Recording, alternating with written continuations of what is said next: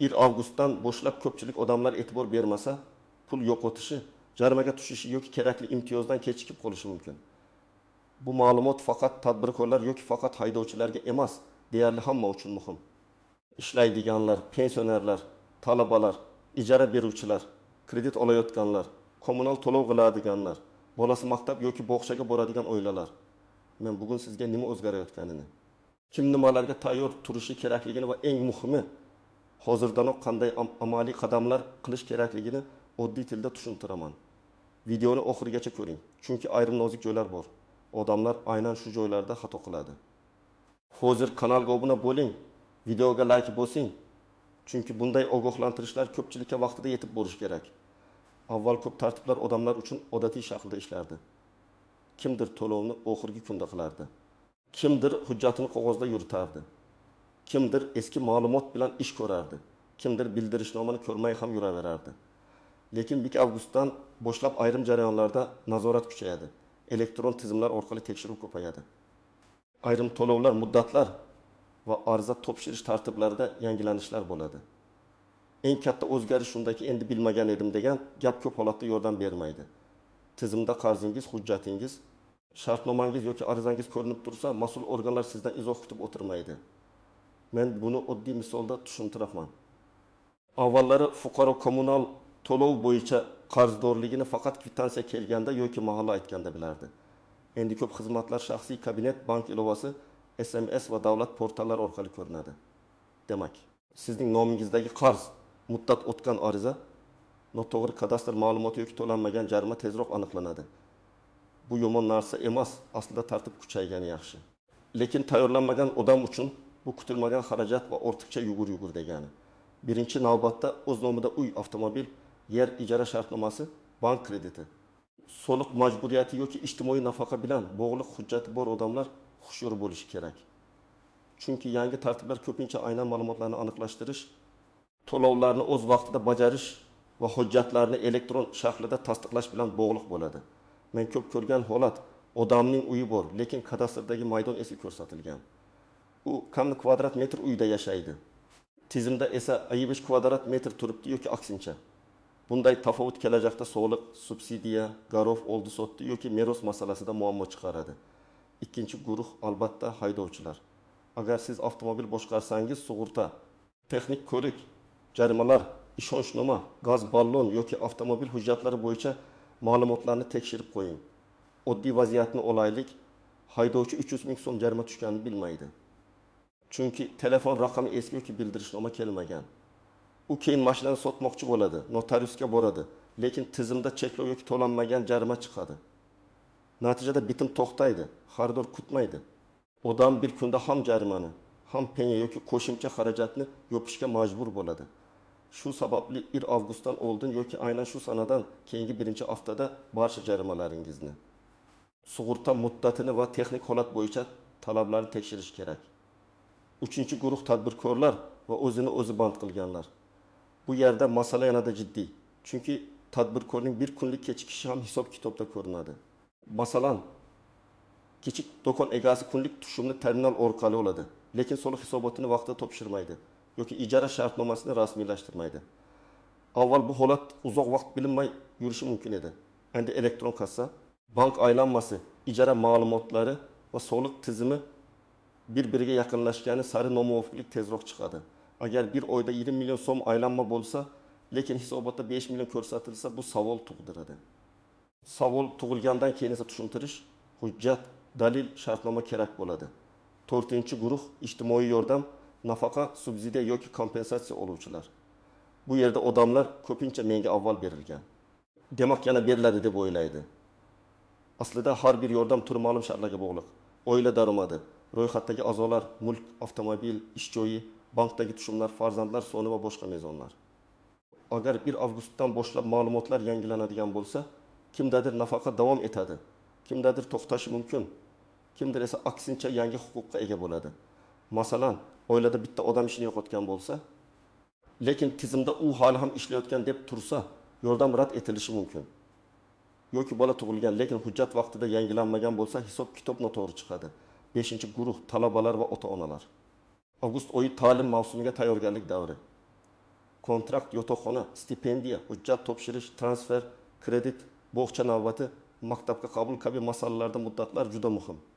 Bir kun kechikkan ariza keyingi oyga, keyingi bosqichga surilib ketishi mumkin. Masalan, talaba kontrakt to'lovi uchun ta'lim krediti olmoqchi. Bank undan pasport yoki ID karta, shartnoma, daromad manbasi, kafil hujjatlari, o'qish joyidan ma'lumotnoma so'rashi mumkin. Agar u bularni oxirgi kunda yig'sa, bir hujjat yetishmasa ham jarayon to'xtaydi. Shuning uchun men ota-onalarga ham, talabalarga ham hoziroq hujjatlar papkasini tayyorlab qo'yishni maslahat beraman. 6-guruh ijarada yashovchilar va uyini ijaraga beruvchilar. Bu masalada odamlar juda ko'p xato qiladi. Og'zaki kelishuv qulay tuyuladi. Lekin nizo chiqqani hech kimni himoya qilmaydi. Uy egasi ijarachi 2 oy pul bermadi deydi. Ijarachi esa men ta'mir qildim, pulni shunga hisoblashdik deydi. Shartnoma bo'lmasa, dalil kam bo'ladi. Agar ijara rasmiy bo'lsa, unda to'lov summasi, muddat, kommunal xarajatni kim to'lashi, depozit qaytarilishi, uyni topshirish holati aniq yoziladi. 1 avgustdan keyin tekshiruv yoki tizimdagi ma'lumotlar kuchaysa, rasmiy shartnomasi yo'q odam birinchi bo'lib qiynaladi. Endi kim juda xavotir olmasligi kerakligini ham aytaman. Agar sizning hujjatlaringiz joyida bo'lsa, qarzlaringizni vaqtida to'lasangiz, shartnomalaringiz rasmiy bo'lsa, telefon raqamingiz davlat xizmatlari va banklarda yangilangan bo'lsa, katta muammo bo'lmasligi kerak. Lekin bu umuman tekshirmayman degani emas. Men tartibli odamlarga ham kamida bir marta shaxsiy ma'lumotlarni ko'rib chiqishni maslahat beraman. Chunki xatoni siz qilmagan bo'lishingiz mumkin, lekin oqibatini siz ko'tarasiz. Masalan, eski telefon raqami boshqa odamda bo'lsa, bildirishnoma sizga kelmaydi. Kadastrda ism-sharifdagi bitta harf xato bo'lsa, bitim vaqtida muammo chiqadi. Bank ilovasida eski pasport ma'lumoti qolgan bo'lsa, xizmat cheklanishi mumkin. Endi istisnolar. Nozik joylar va ko'pchilik bilmaydigan jihatlarga o'taman. Birinchi nozik jihat, barcha o'zgarishlar ham hamma odamga bir xil ta'sir qilmaydi. Ba'zi qoidalar faqat yuridik shaxslarga, ba'zilari faqat yakka tartibdagi tadbirkorlarga, ba'zilari faqat ma'lum hududlarga, ba'zilari esa muayyan xizmat turiga tegishli bo'lishi mumkin. Shuning uchun ijtimoiy tarmoqlarda 1 avgustdan hammaga jarima, hamma to'lov oshadi. Hamma hujjat almashtiradi degan gaplarni ko'rsangiz, darhol ishonmang. Men har doim rasmiy manbani tekshirishni aytaman. Davlat organi sayti, My.uz, soliq qo'mitasi, kadastr, bank yoki mahalliy hokimlikning rasmiy e'lonlari. Ikkinchi nozik jihat. Imtiyoz va majburiyatni adashtirmaslik kerak. Masalan, ayrim toifadagi odamlarga yengillik berilishi mumkin, lekin bu avtomatik tarzda qo'llanmasligi ehtimoli bor. Siz ariza berishingiz, hujjat yuklashingiz yoki ma'lum muddatda murojaat qilishingiz kerak bo'ladi. Odamlar men pensionerman, demak menga chegirma o'zi tushadi deb o'ylaydi. Lekin tizimda sizning maqomingiz ko'rinmasa yoki hujjatingiz yangilanmagan bo'lsa, chegirma hisoblanmasligi mumkin. Keyin siz pulni to'lab qo'yasiz. Qaytarish uchun esa yana ariza, dalil, hisob-kitob talab qilinadi. 3-nozik jihat, qarzning o'zi kichik bo'lsa ham oqibati katta bo'lishi mumkin. 4 ming so'm kommunal qarz yoki 100 ming so'm jarima katta puldek ko'rinmasligi mumkin. Lekin u xizmat ko'rsatishni cheklashi, bitimni to'xtatishi, ma'lumotnoma olishni kechiktirishi yoki bankdagi jarayonga ta'sir qilishi mumkin. Masalan, odam ipoteka uchun hujjat topshiradi. Bank uning doimiy to'lov intizomini ko'radi. Agar u har oy kechiksa, bank buni xavf deb baholashi mumkin. Demak, kichik beparvolik katta rejani buzadi. 4-nozik jihat. Oilada bitta odamning muammosi butun oilaga ta'sir qilishi mumkin. Masalan, subsidiya hisoblanayotganda oilaning umumiy daromadi va mulki ko'riladi. Er nomdagi avtomobil, xotin nomdagi uy, farzand nomdagi biznes ulushi. Bank kartasiga tushgan pullar bitta tizimda ko'rinishi mumkin. Kimdir bu mening shaxsiy pulim deydi. Lekin ayrim hisob-kitoblarda oilaviy birlik sifatida baholanadi. Shu sababli ijtimoiy yordam yoki subsidiya masalasida butun oilaning hujjatlari tartibli bo'lishi kerak. 5-nozik jihat, eski hujjatlar bilan yurish. Pasport ID kartaga almashtirilgan, lekin bankda eski pasport turibdi. Nikoh qayd etilgan, lekin ayrim tizimlarda oilaviy holat yangilanmagan. Bola tug'ilgan, lekin bog'cha navbati yoki nafaqa arizasida ma'lumot kiritilmagan. Uy sotilgan, lekin kommunal hisoblar hali ham eski egasi nomida. Bu holatlarning hammasi keyin nizo chiqaradi. Ayniqsa uy oldi sotisida men odamlarga alohida aytaman. Faqat notariusdagi shartnoma bilan cheklanib qolmang. Kommunal hisoblar, kadastr, soliq va yashash ro'yxati masalasini ham tekshiring. 6-chi nozik jihat, mening nomimda emas degan xotirjamlik. Ba'zida mashina aka nomida, uy ota nomida, biznes do'st nomida bo'ladi. Lekin real foydalanish boshqa odamda. Bu vaqtincha qulay tuyuladi, ammo jarima, soliq, meros, ajrim, qarz yoki sud masalasi chiqqanda katta muammo bo'ladi. Agar mashina sizda bo'lsa, lekin nom boshqa odamda bo'lsa, jarimlar unga boradi. Agar uy sizniki bo'lib, rasmiy nom boshqa odamda bo'lsa, sizning huquqingiz zaif bo'ladi.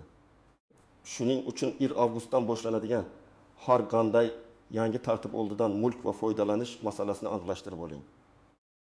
7-chi nozik jihat, firibgarlik. Har safar yangi qoida yoki yangi to'lov haqida gap chiqqanda firibgarlar faollashadi. Ular hujjatingizni yangilab beraman, jarimangizni o'chirib beraman, subsidiya chiqarib beraman, navbatingizni oldinga o'tkazaman deb pul so'rashi mumkin. Men qat'iy aytaman, hech qachon kartangiz kodini, SMS tasdiqlash raqamini, bank ilovasi parolini yoki elektron imzo kalitini begona odamga bermang. Rasmiy xizmat uchun to'lov bo'lsa, u faqat rasmiy platforma, bank kassasi yoki tasdiqlangan to'lov tizimi orqali amalga oshiriladi. Telegramga pul tashlang, qolganini o'zim qilaman degan taklif xavfli. Endi nima qilish kerakligini aniq aytaman. Birinchi qadam, shaxsiy hujjatlaringizni tekshiring. ID karta yoki pasport muddati, JSSH telefon raqami, yashash manzili, oilaviy holat. Farzandlar haqidagi ma'lumotlar to'g'ri ekanini ko'ring. Agar bank, davlat xizmatlari, soliq yoki kadastr tizimida eski raqam turgan bo'lsa, uni yangilang. Chunki xabar kelmasa ham muddat baribir o'tadi. Ikkinchi qadam, qarz va majburiyatlarni tekshiring. Kommunal to'lovlar, soliq, jarima, kredit, aliment, ijara, sug'urta bo'yicha ochiq qarz bormi ko'ring. Har bir to'lovning skrinshoti yoki chekini saqlang. Ayniqsa katta to'lov qilgan bo'lsangiz. Bank ilovasidagi elektron chekni alohida papkaga joylab qo'ying. Men odatda odamlarga telefonda hujjatlar degan papka ochib, ichiga kadastr, soliq, kommunal, kredit, ta'lim, tibbiyot deb alohida saqlashni tavsiya qilaman. Keyin biror masala chiqsa, izlab sarson bo'lmaysiz. 3-qadam, rasmiy manbadan tekshiring. MyDogokup, uz orqali shaxsiy xizmatlarni ko'ring, soliq ilovasida hisob-kitoblarni tekshiring. Kommunal xizmat ilovalarida qarz yoki hisoblagich ko'rsatkichni solishtiring. Agar tadbirkor bo'lsangiz, elektron hisob faktura, onlayn kassa, ijara shartnomasi va hisobot muddatlarini ko'rib chiqing. Agar haydovchi bo'lsangiz, jarimalar, sug'urta va texnik hujjatlarni tekshiring.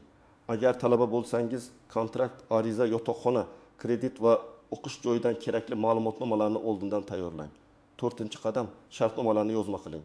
Ijara, qarz, xizmat ko'rsatish, oldindan to'lov, ta'mirlash, sheriklik, avtomobilni vaqtcha berish kabi masalalarda og'zaki kelishuvga suyanmang.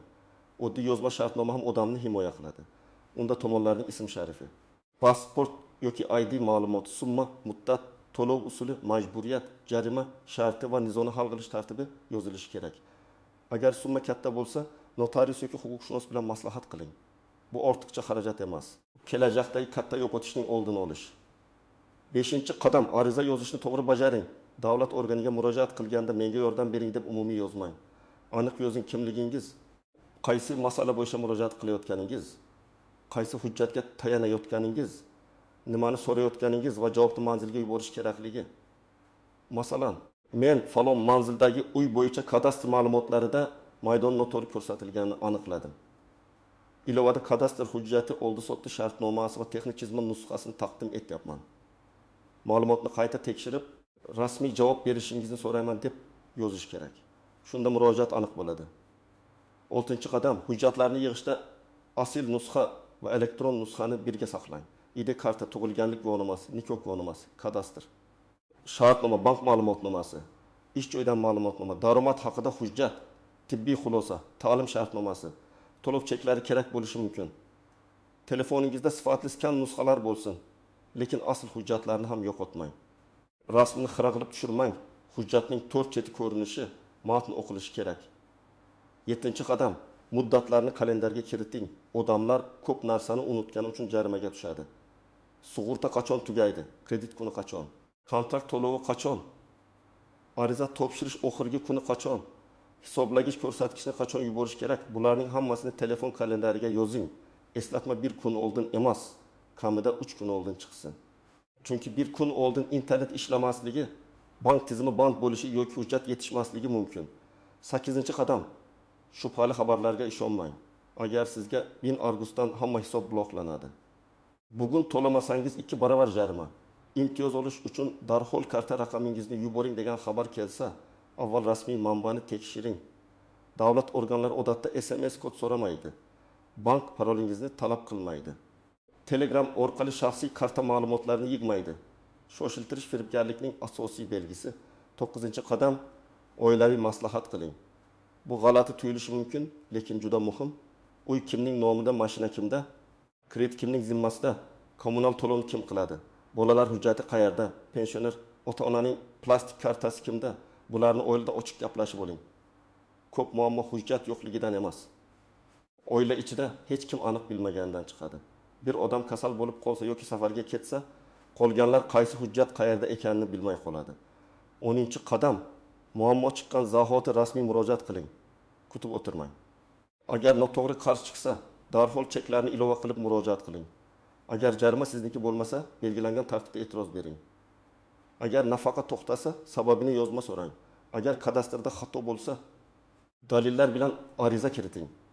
Og'zaki gaplashuvni yozma murojaat bilan mustahkamlang. Chunki keyin aynan yozma javob sizga dalil bo'ladi.